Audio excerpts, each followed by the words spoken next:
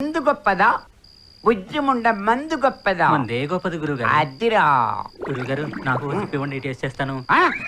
కోపడకండి గురుగారు. తాగిసేయ్. నాకు కొంచెం వచ్చరా? అయ్ టేస్ట్ అదిరింది గురుగారు. మరి ఏమనుకున్నావు?